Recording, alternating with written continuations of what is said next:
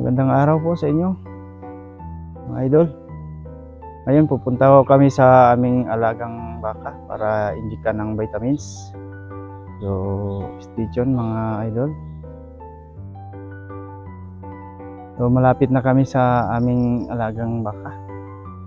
Nandoon kasi sa bandang ibaba, malapit sa sapa.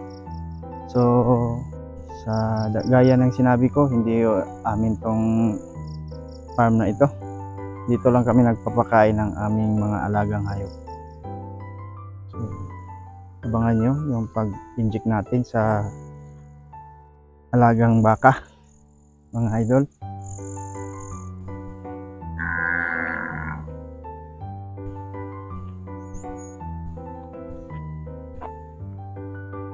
Yan. Ito ngayon ang injikan ko, mga idol. Bilamil, kasi nung nakaraan ay napurga na ito. So, ang aking apply ngayon, i-inject sa kanya ay vitamins lang, 8 ml. Depende kasi yan sa laki ng baka. So, medyo malaki-laki naman itong baka na to. So, injectan natin ng 8 ml na bilamil, mga idol.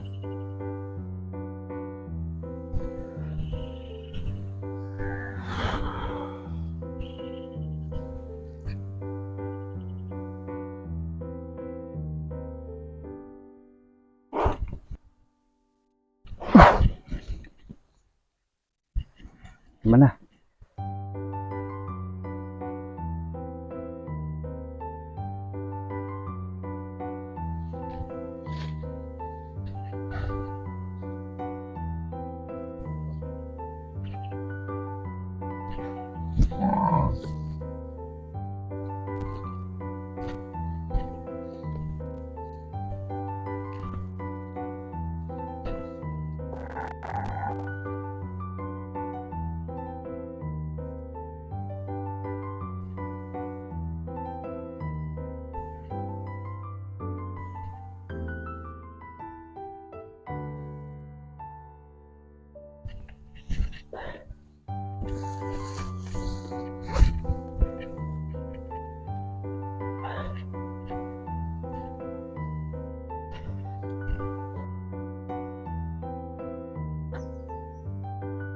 Nandito naman kami sa pangalawang baka.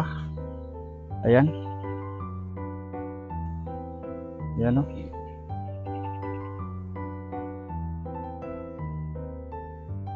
Kami uwi mo na, mga idol.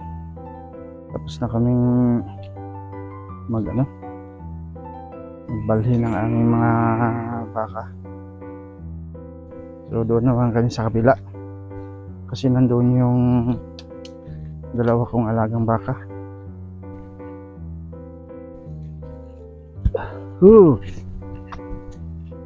Bastos kahoy. Jeez.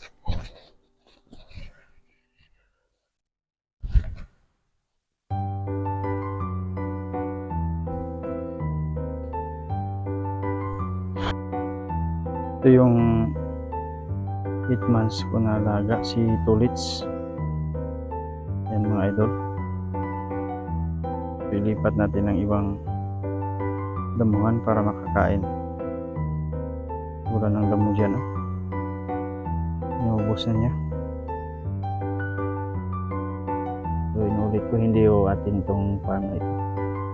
Dito lang tayo nagpapakain. So, shout out sa may-ari.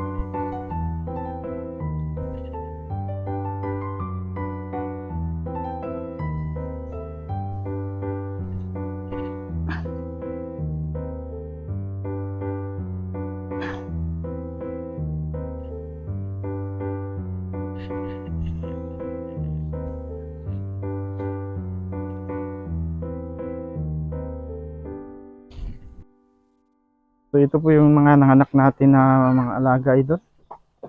Yung mga chikiting, mga maliliit. Oh. So 7 ho sila lahat. Ayan. Bali 7 ho itong nanganak. Ayan yun yung alaga natin. So, may 2 pa tayong hindi nakuha, nandoon pa sa damuhan. Doon naman yung isa na nanganak din. Ayan.